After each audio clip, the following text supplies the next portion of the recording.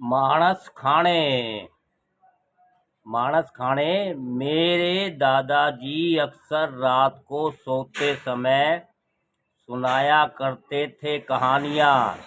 परियों की, राजाओं की, पशुओं की, पक्षियों की, भूत की, प्रेत की, ज्ञान की, विज्ञान की, विस्मय की, चमत्कार की, जानों की, अनजानों की, कभी कभी मानस खानों की।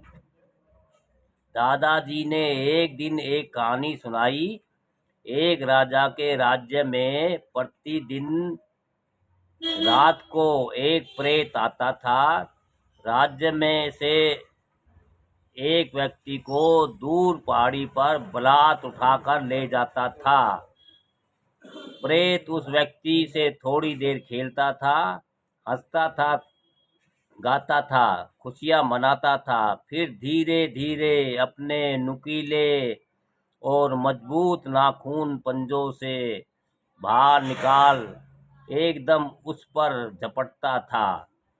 व्यक्ति की गर्दन को मजबूती से अपने जबड़े में कसता था। देखते ही देखते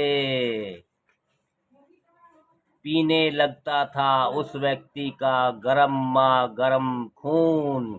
वह चीखने चिल्लाने का मौका कहाँ देता था। हाँ, तड़पते, चटपटाते सिसकियाँ लेने की पूरी छूट थी।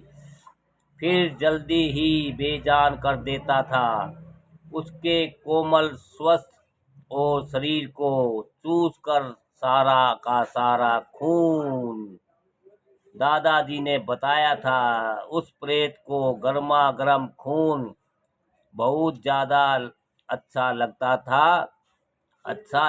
था। किसी का सिसकिया लेना, रोना, धाड़े मारना अच्छा लगता था। आदमी का मांस।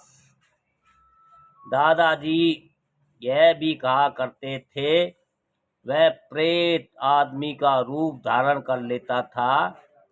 आदमी की तरह बोलता, चलता, व्यवहार करता था। दादाजी नहीं है, केवल उनकी बातें हैं स्मृतियों के रूप में।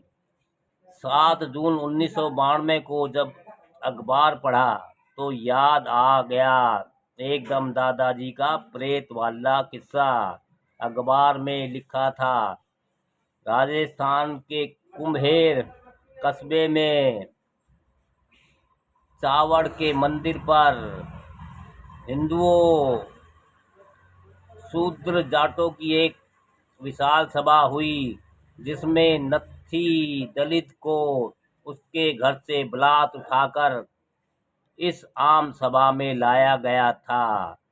फिर एक धारदार हथियार से भरी सभा में उसका सिर काटा गया और बारी बारी उस दलित के गर्मा गर्म खून से सभी शूद्र जाटों ने अपना माथा रंगा था।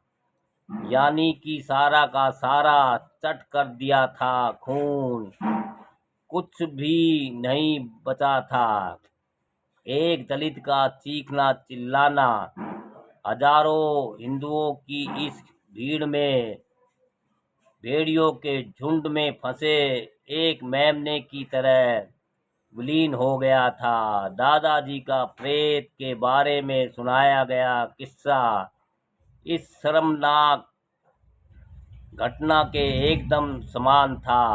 मैं समझ गया था दादाजी ने देखा होगा अवश्य प्रेतों को आदमी का रूप धारण किए हुए और खाते हुए आदमी का मांस। दोस्तों, मानस खाने। कैसी रही कविता दोस्तों? अच्छी लगे तो अपने यार दोस्तों में, भाई बंधुओं में शेयर कीजिए दोस्तों।